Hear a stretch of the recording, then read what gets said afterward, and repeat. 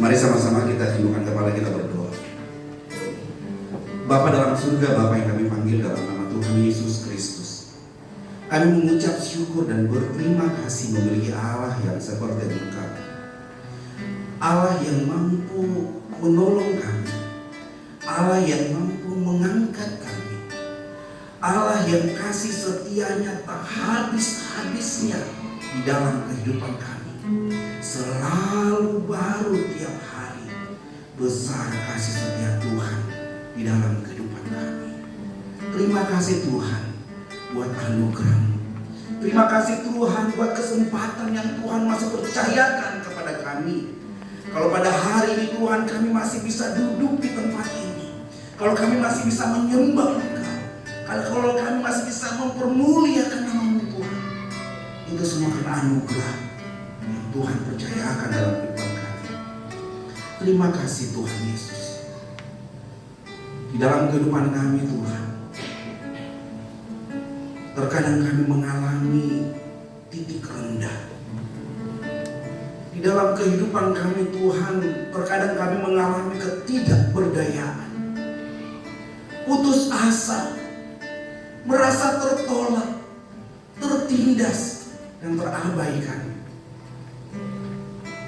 Tapi dalam situasi seperti itu, kami mampu melihat bahwa tangan Allah tetap bekerja, mengangkat kami, memelihara kami, memperlihatkan kemuliaan Tuhan di dalam kehidupan kami. Dan pada hari ini Tuhan, sebagai tanda ucapan syukur kami Tuhan, kami ingin lagi lebih dalam menikmati kasih karunia-Mu, lebih dalam lagi untuk menikmati hadirat-Mu dengan mendengarkan suara-Mu. Jadikan kami anak-anak-Mu ya Tuhan, yang mau duduk manis, yang mau duduk tenang, untuk mendengarkan isi hati-Mu. Sehingga firman-Mu ini ya Tuhan, yang adalah pelita, yang adalah cahaya, menerangi langkah demi langkah kami di masa muda kami, untuk dapat meraih janji-janji Allah di dalam kehidupan kami. Terima kasih Tuhan Yesus. Dalam nama Tuhan Yesus Kristus, kami siap untuk mendengarkan firman-Mu. Haleluya. Yang siap mendengarkan firman Tuhan katakan amin. Oke, shalom. Ya. Oke, hari ini kita akan sama-sama mendengarkan firman Tuhan. Boleh dimunculkan ya. Siapa di sini yang di dalam kehidupannya terkadang mengalami situasi hatinya sangat sedih? Ada yang pernah merasa sedih? Angkat tangan. Ada yang pernah merasa sedih? Ya. Saya percaya bahwa dalam kehidupan kita pernah mengalami yang rasa sedih. Ada yang pernah merasa tertolak? Angkat tangan. Yang merasa tertolak, angkat tangan. Yang merasa bahwa temannya tidak menyukainya, angkat tangan. Ya, ya. Ayo, siapa di sini yang pernah merasa bahwa temannya tidak suka dengan dia, angkat tangan. Ya. Atau merasa bahwa kalau di rumah orang tuanya pilih kasih, angkat tangan. Ada yang merasa bahwa orang tuanya pilih kasih? Ya, kadang-kadang kita sebagai anak ya merasa bahwa orang tua kita pilih kasih. Waktu kita merasa bahwa orang tua kita pilih kasih, apa yang kita rasakan? Apa yang kalian rasakan waktu kita rasa bahwa orang tua kita pilih kasih? Sedih. Ya. Kita kadang-kadang kalau kita lihat, wah ini mama pilih kasih, papa pilih kasih, kita masuk kamar kita menangis. Ya, kita ambil bantal, kita tutup muka kita dengan bantal, kita menangis, kita berteriak, mamaku pilih kasih, bapakku pilih kasih. Betul atau benar? Ya, sama ya. Jadi kadang-kadang dalam kehidupan ini memang kita merasakan ada sesuatu yang tidak adil, ya. Yang tidak adil. Kita merasa bahwa kehidupan ini sangat tidak adil. Bisa Melvin? Dede paceji. Astaga. Oke. Kenapa bisa ngelek? Oke, hari ini kita akan sama-sama mendengarkan renungan tema yang saya berikan judul titik koma. Ada yang tahu titik koma? Titik koma. Ya? Ada yang tahu titik koma? Betul, titik koma adalah tanda baca dalam suatu kalimat. Itu adalah titik koma. Tapi tidak ada yang muncul, padahal bagusnya slide-nya saya bikin.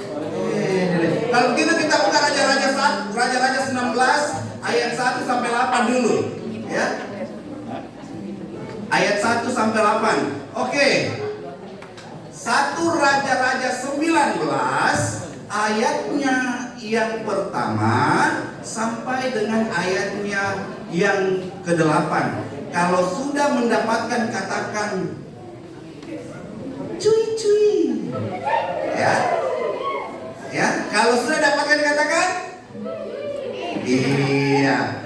Masih kurang cuy-cuynya, berarti masih kurang dapat ya. 1 Raja-Raja 19 ayat yang pertama sampai dengan ayatnya yang ke-8. Yang sudah temukan? Yang sudah temukan? Yang sudah temukan? Kalau bikin rusuh memang kalian orangnya. Ya, paling suka yang rusuh-rusuh ribut-ribut. Ada nih?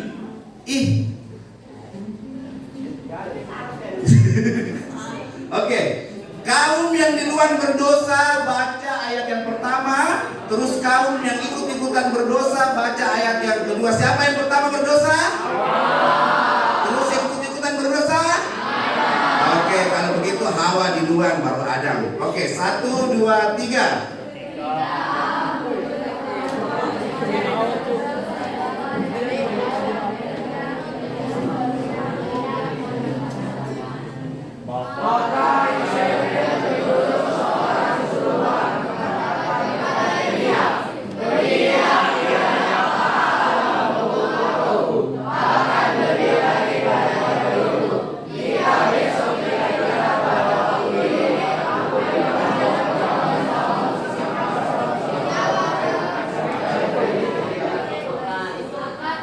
Stop. Ikut tanda baca, ya. Jangan kayak semelu ya. Bandeng, Mahiro, Cakalang dan kawan-kawan baby.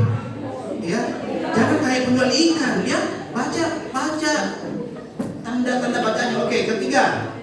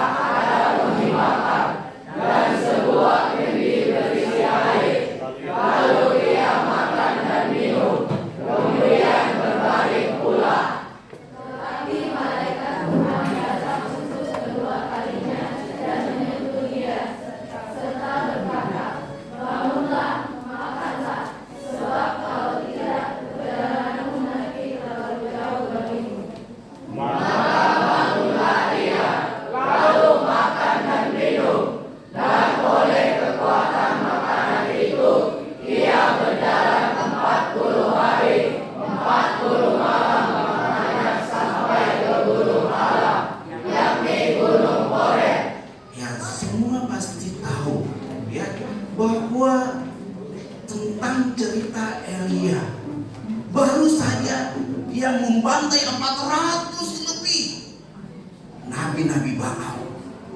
Ya, ketika orang-orang Israel mulai ragu akan Tuhan, bisakah Tuhan kita percaya saat ini? Mereka mulai meragukan Tuhan karena hujan tidak turun-turun pada waktu itu. Sehingga diadulah antara Nabi Allah dan Nabi Baal 400 lebih. Sudah dengar ceritanya? Pernah dengar ceritanya ini? Ya, minggu lalu kayaknya ya, masih sempat disinggung ya, minggu lalu sempat disinggung. Yang dikasihlah air di Mezbah itu, kasih air. Dia bilang Elia, Bujang, ambil ke selang, isi air. Orang biasa kalau mau bakar, bikin api unggun pakai apa? Kayu, terus disiram apa? Minyak tanah.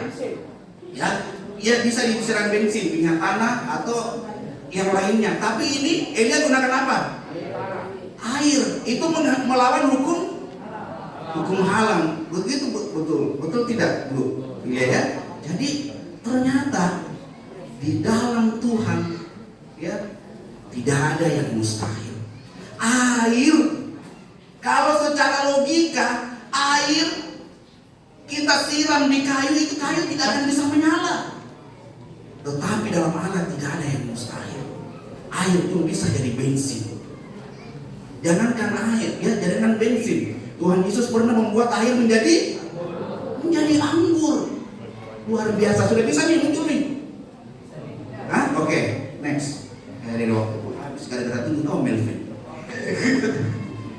Oke, munculkan slide-nya Melvin. Ya, titik koma atau semikolon. Ya, tema kita hari ini titik koma atau semikolon, atau itu lambangnya ya, titik koma. Pernah lihat kode begini? Pernah tulis titik koma? Apa artinya titik koma? Ada yang bisa memberikan tanggapan apa artinya titik koma dalam suatu kalimat? Berhenti sejenak lalu melanjutkan kalimat. Contoh kalimatnya, kita belajar bahasa Indonesia dulu ya. Nanti kita kalau salah minta guru bahasa Indonesia koreksi kita. Oke, slide berikutnya.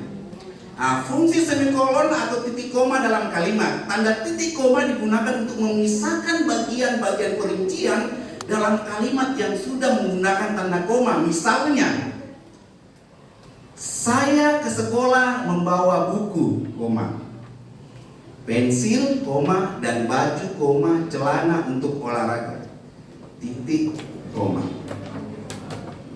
Serta bekal makan siang, nasi goreng dan air minum.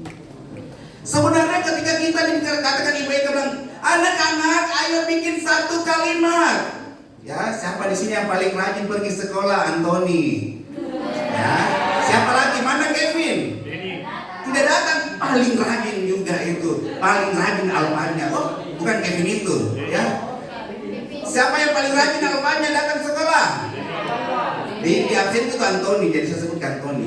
Ya, paling rajin datang sekolah. Jadi Ibu Eka bilang, Antoni, tolong buatkan satu kalimat. Dia buatlah Antoni. Saya ke sekolah membawa buku, pensil, dan baju, celana untuk olahraga. Sebenarnya dia sudah bisa titik di situ. Tetapi Antoni tidak memilih titik. Dia menulis titik koma. Artinya masih ada lanjutan dari kalimat. Hanya dia istirahat.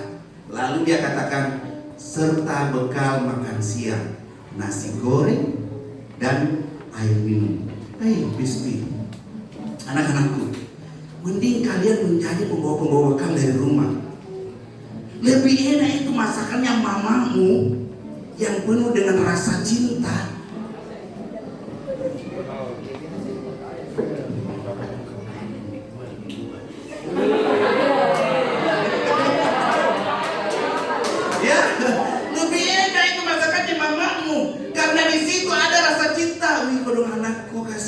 Mau makan yang masakan nih, nah kasih sedikit bumbu-bumbu cinta dalamnya, kasih sayang. Daripada di luar yang kau pakai saus, baru sausnya saus murah, sebentar kau kanker. Bukan cuma kantong kering, ya, tapi benar-benar penyakit kanker, ya. Kalau di rumahmu itu bersih makanannya, mamamu cuci bersih-bersih sayurnya, cuci bersih-bersih ikannya, baru dia goreng. Nah, kalau di luar, bukan saya makan itu marah, biar mami teh tikus jatuh tapi ada cicak jatuh, astaga cicak jatuh, nah goreng kembali. Tidak mau rugi kalau mama iya astaga jatuh cicak, buang ganti. Masa anakmu pasti makan kayak cicak? Ya itu bedanya. Oke, lanjut. Arti dari titik koma, simbol titik koma ini populer pada tanggal 16 April 2013. Ya, banyak orang yang memiliki tato semikolon atau titik koma. Ya, jadi tato semikolon atau titik koma ini pada masa itu banyak orang mengalami depresi yang berat. Banyak orang merasa tertolak. Banyak orang yang merasa putus cinta. Banyak orang yang kehilangan pengharapan. Bahkan tidak sedikit orang pada akhirnya mengakhiri dirinya dengan bunuh diri. Baru-baru ini ada kejadian sepasang sejoli di Tangerang, ya, mereka bunuh diri, gantung diri, dan tulis wasiat, maafkan anakmu, karena mereka tidak disetujui hubungan percintaan mereka bunuh diri. Mereka memberikan titik berhenti untuk hidup dan mengakhiri hidupnya. Banyak anak-anak muda yang merasa, banyak anak-anak remaja yang merasa sedikit tertolak, menangis. Dan tolak Kak Sergio. Ya luka itu kalau masuk ke Sergio di dalam kelas, saya nama aku mami dan panggil Antoni. Sebentar siapa lagi nak panggil, namanya bisik Evan. Baru dah suruh ke di atas, nak kasih pertanyaan dan tidak bisa ku jawab. Memang Sergio itu saya juga udah tolak. Dia mukul kalau ada bicara dengan Gerardo, mulai membanding-bandingkan diri dengan orang lain. Coba kalau Gerardo, ini itu mukanya Sergio lebar namamu. Senyumnya senyum nakala itu iklan Pepsodent. Tapi kalau sama saya, nah hukum gak berdiri. Biar orang itu sedikit di bajuku tak keluar sedikit.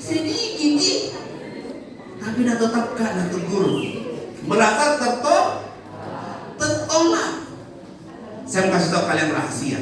Mau tahu rahasia? Supaya kau disuka guru-guru. Mau tidak? Tapi jangan mau kasih tahu guru-guru. Wah, rahasianya guru itu tidak suka kalau kau terlalu pintar. Tidak masalah karena banyak orang pintar. Ya. Apakah guru suka sama orang pintar? Tidak juga. Apakah guru suka sama orang nakal? Apalagi pintar saja nah kita tidak suka, apalagi bangbalana. Ya. Guru suka dengan orang malas? Tidak juga. Lebih-lebih di antum ini. Dia sedang rajin karena sebut-sebut namanya. Ya. Jadi tapi guru paling suka dengan siswa yang memiliki akhlak, budi pekerti, sopan, santun. Kalau ada sesuatu akhlaknya menjadi akhlak mulia, sopan, santun, kita itu guru senang sekali. Kita bilang berhasil menjadi guru, mendidik anak-anak yang memiliki budi pekerti. Di sekolah kita bukan hanya belajar untuk jadi pintar. Di sekolah kita juga diajar untuk memiliki akhlak dan budi pekerti. Makanya kalau ditegur Ki, jangan merasa putus asa. Kalau dimarahi Ki, jangan merasa kita dibenci. Saya itu setiap kali selesai marah-marah menangis hatiku. Kenapa? Kalau saya sudah marah itu anak-anak karena bikin kesalahan, itu kayak tertusuk di sini. Kalau orang tua habis marahi anaknya, omong kosong itu kalau orang tua tidak merasa sakit hatinya.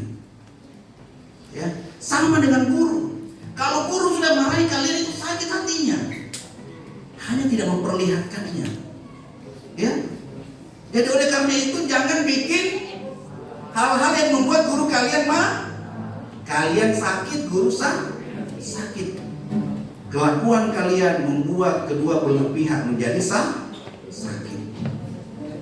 Jadi jadilah anak-anak yang disayangi oleh guru karena memiliki akhlak dan budi pekerti yang baik. Oke, jadi itu semikolon. Semikolon itu mulai terkenal dalam tahun 2013. Ya, banyak orang yang mengalami hal yang demikian, merasa tertolak, merasa depresi, bahkan tidak sedikit yang akhirnya mengakhiri hidupnya. Tapi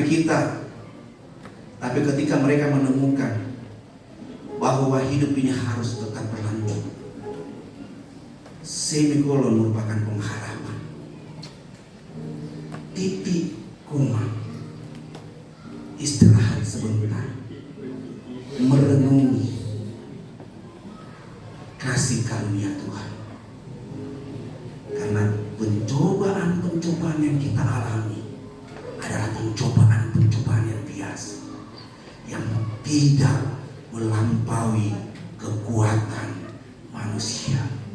Ketika engkau tertolak, ketika engkau merasa sakit hati, ketika engkau merasa putus asa, berhenti sejenak, cari hadirat Tuhan dan renungi kebaikan Tuhan. Istirahat sejenak. Pikirkan hal-hal yang baik. Pikirkan hal-hal rencana Allah. Ada rencana yang luar biasa. Yeremia 29 ayat 11 mengatakan, sebab aku tahu rancangan-rancangan apa yang ada padaku mengenai kamu. Ada rancangan-rancangan yang penuh dengan pengharapan. Allah tidak pernah merancangkan kegagalan di dalam kehidupan kita. Allah merancangkan rancangan-rancangan yang penuh dengan keberhasilan dan pengharapan. Orang yang mengakhiri hidupnya dengan titik ketika dia putus asa. Orang yang mengakhiri hidupnya dengan memberikan titik ketika dia merasa tertolak. Dia tidak mampu melihat kasih karunia Allah di dalam kehidupannya. Slide berikutnya. Pertanyaannya bagi kita adalah bagaimana kita menanggapi titik koma dalam hidup kita. Mungkin saat ini ada di antara kita yang merasa lelah, takut, dan ingin menyerah. Tetapi seperti Elia, kita harus ingat bahwa Tuhan tidak pernah meninggalkan kita. Mungkin hari ini kita mengalami lelah, letih dengan kehidupan ini. Ingat, belajar dari Elia. Kita harus tahu bahwa Tuhan tidak pernah meninggalkan kita. Apa yang harus kita kerjakan ketika kita mengalami penolakan, putus asa, ketakutan, kegelisahan, dan depresi? Slide berikutnya. Jangan masuk badan gurun sendirian. Oke, ada yang bisa baca? 1 Raja-Raja 19 ayat 4. Apa yang harus kita lakukan dalam masa titik koma? Dalam istirahat sejenak. Bisa? 1 Raja-Raja 19 ayat 4. Ada yang bisa baca? Bantu saya baca. Ada yang sudah temukan? Ya, Noel, silakan Noel. Tetapi ia masuk sendiri kepada gurun sehari perjalanan jauhnya, lalu duduk di bawah sebuah pohon ara. Kemudian ia ingin mati, katanya, cukuplah itu sekarang, ya Tuhan, ambillah nyawaku, sebab aku ini tidak lebih baik dari nenek moyangku. Dia masuk sendirian di padang gurun. Dia masuk sendiri. Orang yang suka sendiri-sendiri itu paling gampang mengalami putus asa. Makanya saya kalau mulai sedih-sedih, saya cari teman-temanku. Ayo kita pergi nongkrong, ayo pergi begini, pergi cerita-cerita. Sudah itu pulang, lupa nih masalah. Ya, harus punya teman. Siapa di sini yang tidak punya teman? Angkat tangan. Tidak ada yang saya ini introvert, Kak. Susah Kak bergaul. Jadi itu nih sendiri-sendiri mas saya kasihan. Karena tidak tahu Kak bagaimana caranya memulai percakapan. Introvert. Sedikit lagi jadi terompet. Ya. Saya juga dulu seperti itu. Waktu tes melankolis. Widih. Astaga, waktu saya tes kepribadian yang paling tingginya itu melankolis, yang suka lagu Aku Masih Seperti Yang Dulu. Ya, itu orang-orang yang melankolis. Suka dengar lagu-lagu yang sedih-sedih. Astaga, saya ternyata melankolis kak. Tapi ketika saya mengenal Tuhan, yang melankolis tadi berubah menjadi sanguin.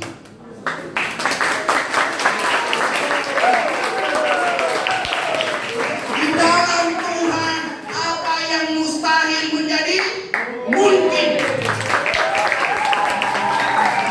Jadi jangan pernah melihat kekurangan kita.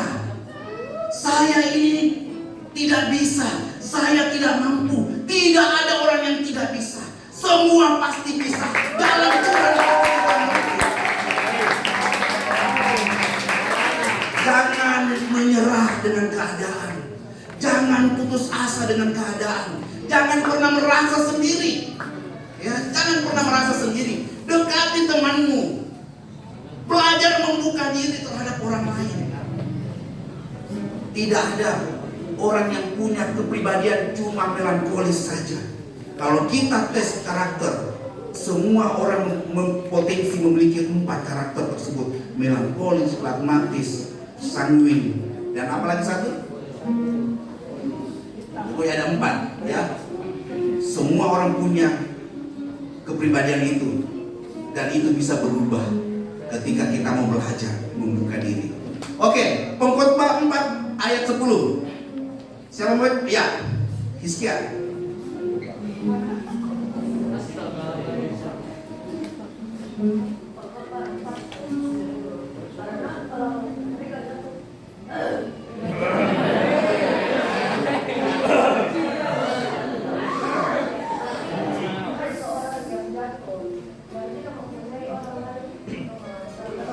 Tepuk tangan buat Hizkia.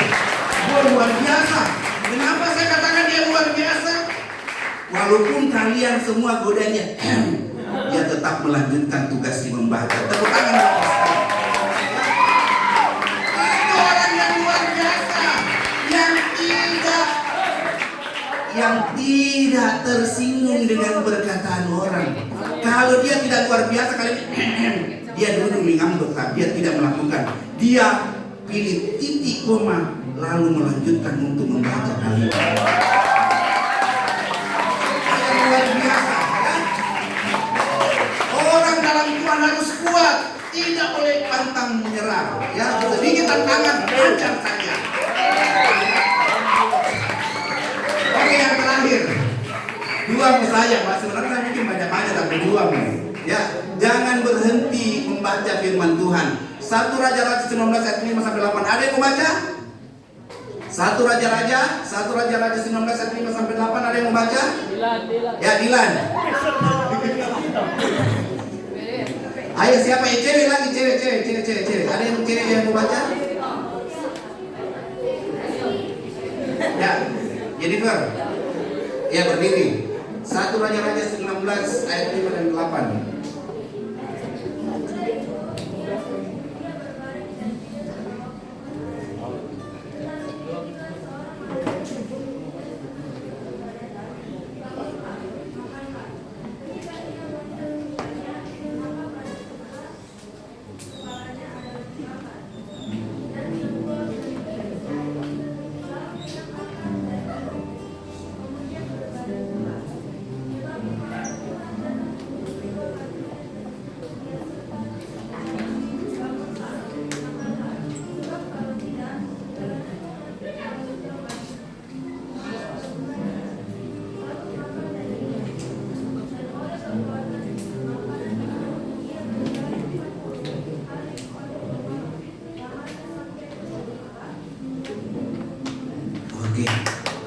Suatu ketika ada anjing leleng dan anjing putih. Ya, ada anjing hitam dan anjing putih, pemilik tukang sirkus. Kalau dikasih adu yang mana menang, anjing hitam atau anjing putih? Yang bilang anjing hitam angkat tangan. Yang bilang anjing putih angkat tangan. Oke, karena kalian sudah memberikan jawaban, sekarang kalian dengarkan cerita saya. Suatu ketika yang pemilik anjing ini pergi ke pasar. Sebelum hari pasar dia kasih makan banyak-banyak itu anjing putih. Kasih makan ayam panggang, babi rica, ya, pokoknya kasih makan semua yang enak-enak. Sedangkan itu yang anjing hitam cuma kasih air putih, ya, dikasih air minum saja. Begitu setelah 1 minggu pergi ke pasar, diadu, datang, ya teng ada pertunjukan. Yang bilang anjing hitam menang silakan taruh uangnya di sini. Orang taruh uangnya ini, taruh uangnya di sini. Yang mana menang? Waktu diadu yang menang anjing putih. Karena apa? Dikasih makan banyak, ayam panggang, babi rica, dan segala macam. Minggu depannya gantian nih. Pintar memang penipu betul ini tukang sirkus. Minggu depannya gantian anjing hitam lagi dikasih makan ayam panggang, babi rica, sate kambing. Nah, yang putih dikasih minum air bening saja. Balik lagi orang, minggu lalu mau misalnya dapat tolol-tolol kan putih pasti menang. Orang pilih putih. Ternyata yang menang hitam karena yang diberi makan. Begitu pula dengan kerohanian kita. Kalau kerohanian kita selalu diberi makan, kalau kita selalu memberikan hidup kita dengan firman Tuhan, baca firman, berdoa setiap hari, maka kedagingan kita akan makin dikalahkan. Tapi kalau setiap hari kita tidak baca firman, mengabaikan firman, sanginnya pote-pote, sanginnya curiga, sanginnya merasa terasingkan, sanginnya merasa dibenci, maka yang besar adalah kedagingan kita. Yang keluar adalah kedagingan kita. Lihat mau kapan-kapan kalau yang muncul dari mulutmu itu sangin bicarana kebun binatang, mudah sakit hati, mudah tersinggung, pasti jarang baca firman Tuhan. Siapa orangnya itu? Jangan tunjuk orang, lihat dirimu sendiri, ya. Kalau kapan-kapan di dalam hati kalian sering muncul curiga, gampang tersinggung, gampang marah, ya, gampang bicara kotor, pak emosian, itu berarti jarang-jarang baca firman Tuhan, ya. Tapi kalau orang yang suka baca firman Tuhan, dia mampu mengendalikan dirinya karena ada kuasa firman Tuhan di dalam hidup seseorang untuk memampukan kita mengendalikan diri kita. Lukas 4 ayat 4. Sampai baca. Ya, Erina.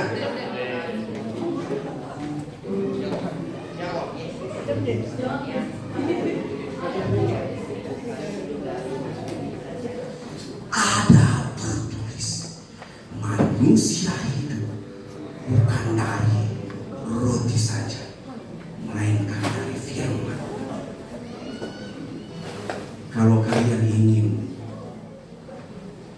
hidupnya melihat kekuatan dari Tuhan, ketika kalian mengalami masa titik rendah, ketika kalian merasa depresi, putus asa, tertolak, takut, gelisah, bimbang hatimu, jangan sendiri, cari kakak rohani kalian.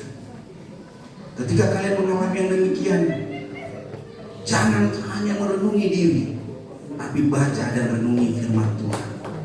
Sehingga dalam masa titik koma atau hening sejenak, kita bisa melihat bahwa Allah turut bekerja di dalam ini untuk menjaga kita. Ku takkan